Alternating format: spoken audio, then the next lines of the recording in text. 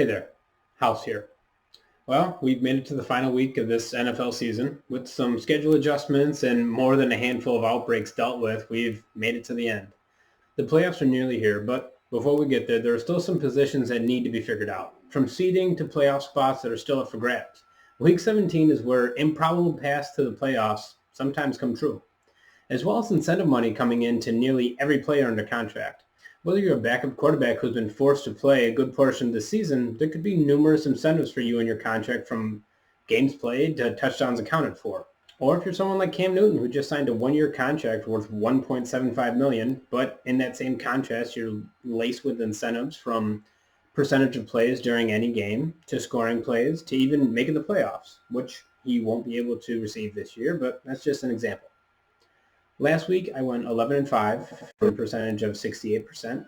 My overall record is 159, 80, and 1 for a win percentage of 66%. I've really enjoyed making these predictions this year, and with some weeks making me look like I knew exactly what I was talking about by predicting over 80% of the games correctly, 2 weeks where I looked like I was just someone throwing darts at a board to figure out who I was going to pick when I fell to 50% or lower.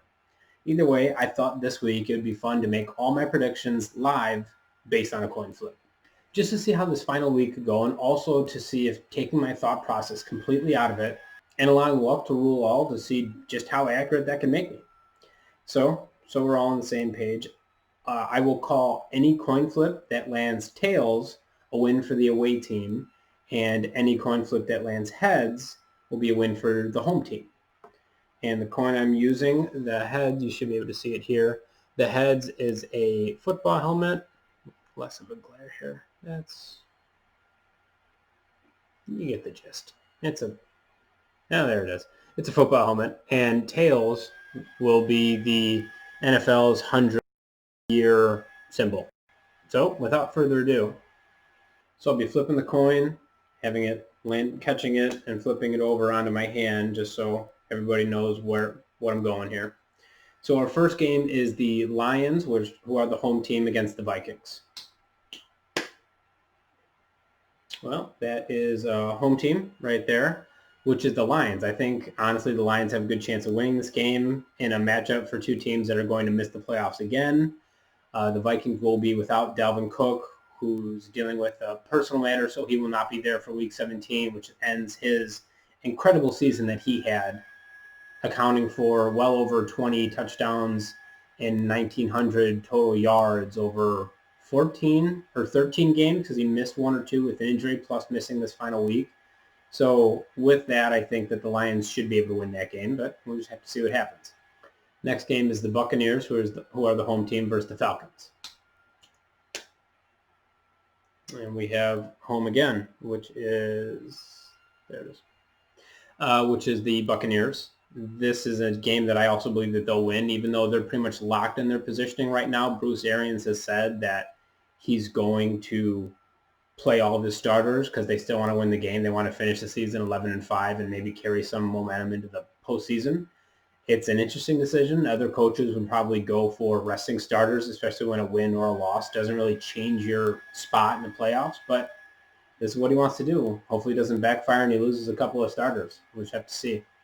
So next one, we have the Patriots, who are the home team, versus the Jets.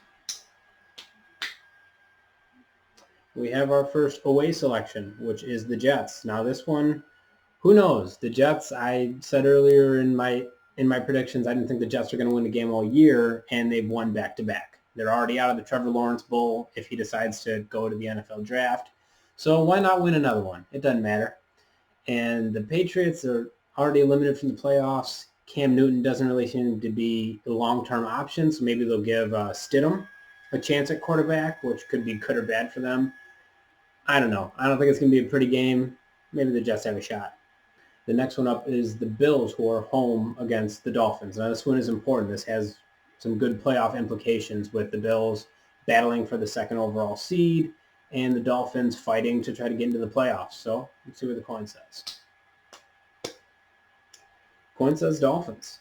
Now, this one is a possibility. The Dolphins have had some improbable comebacks over the last couple of weeks. Brian Flores did come out and say that Tua would be the starter going into this final week. I think it's just something to monitor. If Tua is struggling again and if the game starts to seem like it's getting a little lopsided, you'd have to, if you're Brian Flores, you would have to pull him to bring in Fitzpatrick, as he's played well for you over the course of the season when he was the starter, and then coming off the bench when you had to take Tua out of the game just for poor performance. You're battling for your postseason lives right here, and you can't allow the rookie quarterback, who is probably your future but not playing his best right now, you can't allow him just to stick it out there and go through those growing pains when you got a shot. So that'll be up to him to decide if Tua's playing bad, how quick is that trigger finger, So we'll see what happens in that game. Next, we have the Browns, who are the home team against the Steelers. And it says home team, which is Browns. This one should be an easy win for them. This is another team who's battling for a playoff spot. They need a win and a loss, I believe, by Miami. Their scenario, they have to win and they need a loss by maybe one or two teams they all have similar records to. And the Steelers, Tomlin announced, even though they are also battling for that second seed against Buffalo, he announced that Roethlisberger was not going to play, and his starters probably won't be playing much at all in this game either. So this should be an easy one for the Browns to win. Next game, Giants, who are the home team against the Cowboys. All right, fate says tails, which is the Cowboys. This is, God, in that terrible NFC East, this game is important. Either team wins this matchup, they need a loss by the Washington football team to win the division and be the fourth seed in the NFC for playoffs. It's sad. It's been sad all year. The Cowboys have won 3 in a row, and the Giants have lost 3 in a row. Daniel Jones has been battling injuries over the last few weeks of this season, and they really haven't been playing as well as a team ever since he got hurt. The Cowboys could win. But like I said, even if they win this, they still need a loss by Washington to make the playoffs. Next up, we have the Bengals, who are the home team against the Ravens. And we have tails. We're going to, so you can see it. Where's the line? Yeah, you can kind of see it. There it is. There's a spot. So yeah, this coin says Ravens. Ravens are going to win this game. I think they'll win this game pretty easily. I don't think they're clinched yet, but all they have to do is win. And going against the Bengals, I don't see it being too big of an issue. This should be an easy one for Jackson and the boys. Next game up, Colts, who are the home team against the Jaguars. And we're going heads. Heads right there for the Colts. The Colts should beat the ever-living piss out of the Jaguars. The Jaguars have lost 14 straight after winning in week 1 against the Colts, I believe. So this is some redemption for the Colts. They shouldn't have lost in week 1.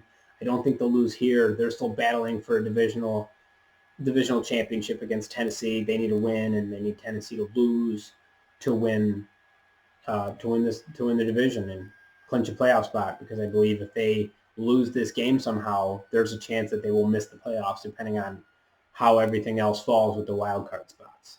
So I assume they'll win. I've been wrong before. Texans, who are the home team against the Titans, who are also the other team going against the Colts, battling for that division lead. We have heads. All right, here's one I didn't think would pop up that way, but hey, see. The Texans have been eliminated. They don't have much of a defense. Deshaun Watson is a very good player, but he doesn't have much on the offensive side to help him right now. His running backs they're okay. David Johnson has been playing all right when healthy. He doesn't have many receivers to throw to, and those that he does have to throw to aren't healthy either. But with that being said, Derrick Henry didn't have his best game against a bad rush defensive team in the Packers, so maybe the Texans can find a way to slow him down. Watson gets on a roll. Maybe they'll pull the upset card, and the Titans will be eliminated from the playoffs. Who knows? Rams, who are the home team against the Cardinals. We're going home team. We're going to pick Rams. Rams and their backup quarterback against the Cardinals and maybe their backup quarterback. Kyler Murray is dealing with a lower leg injury. It's not 100% that he'll play. The Rams, they're still battling for playoff hopes too. If they win this game and there's a loss by, I don't recall who needs to lose for them, but they have to win to have a shot to have another team fall for them to be able to make the playoffs. Even though it'll be without Jared Goff, they still have a top-tier defense that can wreak havoc against a quarterback, especially if it's a young, unestablished quarterback who's being thrown into a must-win game for the Cardinals. This could be one that could go the Rams' way. All right, we have the Panthers, who are the home team against the Saints.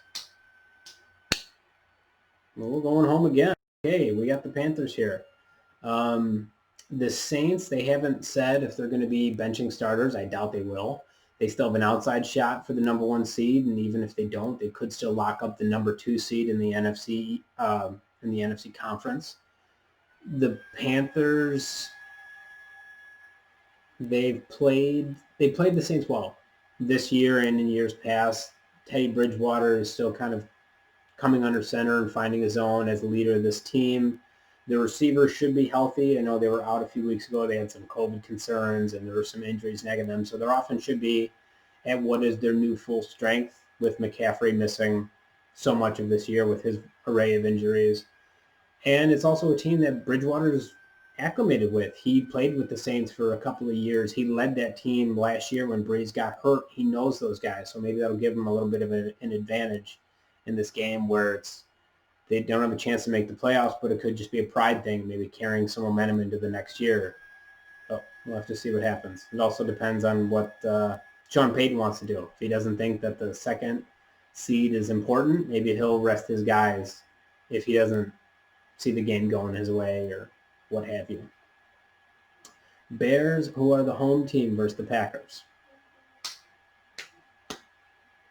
All right, and it's heads. And so I'm picking the Bears. The Bears, they need to win to keep their playoff hopes secure. They need to win, and they're in. It's that simple. You win, and you're in.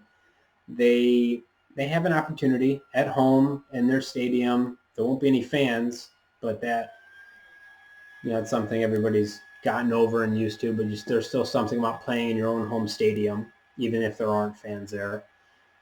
They still have a very solid defense that has been playing better as of late. Trubisky has shown signs of being able to lead this team, and they've actually been feeding David Montgomery enough to make them more of a dual threat team as opposed to just pass heavy and maybe running the ball occasionally. So it's something that you have to account for.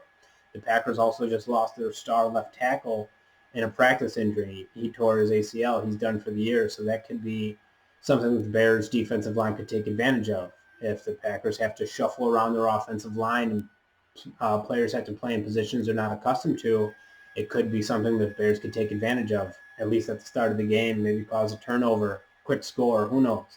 Football is funny that way. But I know most of us will be watching that game to see who's going to pull it out, who's going to finish up in that final playoff spot, and who might be end up in the number 1 seed. We'll have to see. Chiefs, who are the home team against the Chargers. And we got a road. We're picking... There's the camera. We're going to pick the Chargers here. The Chiefs have already locked up the number 1 seed in their conference. There's no reason to play any of their starters, and they won't be. They're going to take this as a bye week. They're going to take their first round bye as well. They're going to have a couple weeks off. The Chargers have a fun offense. The Chiefs don't have a very good defense. So this is a game that the Chargers could easily win with the Chiefs not playing their starters. Next game, the 49ers, who are the home team, versus the Seahawks. All right, and it is tails for the Seahawks. The Seahawks are battling for the number 2 and possibly number 1 seed, depending on who loses and what happens. This is a very much so must-win for them, so they can have a little bit more control in the beginning stages of the playoffs, as with teams having to come to them as opposed to traveling and dealing with that whole bit. They should beat the Niners. The Niners played well last week with C.J. Beathard under center, but I think with this with the Seahawks knowing that the number 2 seed is still them up for grabs and the number 1 seed possibly. This is a game they're going to be pretty fired up for and have a good chance of winning. All right, on to our next game, which is the Broncos, who are the home team versus the Raiders. Okay, and we have a home helmet here. It's the Broncos. I'm picking the Broncos in this. I'm not even sure if teams that are fans of the Broncos or the Raiders are even going to watch this game. I mean, neither team is playing well. Both teams have been eliminated from playoff contention. The Raiders do more questionable things with play calling than most teams out there, just based on how this last week's game, how they blew that one with 20 seconds to go, and you allow the Dolphins to drive down the field and kick a field goal to beat you. I mean, they're just not playing good right now. And the Broncos, they're still trying to figure out who's going to lead their team. Will it be Drew Lock? Will they have to go and chase after somebody in the draft, maybe trade up to get someone of a Trevor Lawrence caliber if Drew Lock isn't the answer? So this is a game where their young players are going to have to step up and have to see what the future of their team looks like. All right, we are on to the Sunday night matchup, which is the Eagles, who are the home team against Washington. And we have the road pick here. I don't mind that one. I think Washington should win this game. I think Washington is going to be the team that wins their division by winning this game. Alex Smith should be healthy to play. They're going to need him to be healthy to play because Dwayne Haskins is no longer the quarterback. They waived him earlier this week. He's off the team. So it's Alex Smith or bust at this point. And it's a game I think that they should win. The Eagles announced that Jalen Hurts would start the final game of this season. And he has played well for the Eagles, but he's also shown some struggles in his early career here. And with the veteran experience of Alex Smith and this team chomping at the bit to make the playoffs, with them being right at the cusp of just having to win, I think they'll get it done. So those are my predictions here for this week 17 based on a coin flip. Thank you for tuning into the House Report. As always, I hope my picks go better this week than last week. Check back in just to see how good or bad I'm doing. And remember, you'll win some and you'll lose some. But the house always wins.